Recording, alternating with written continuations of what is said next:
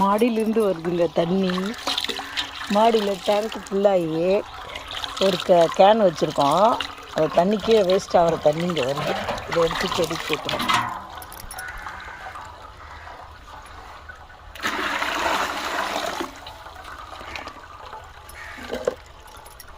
அவரைக்காய் விதை எங்கே நடலாம்?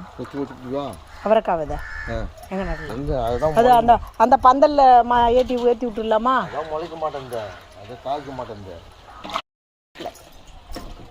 எங்கள் பட்டர்ஃப்ளை பாருங்க.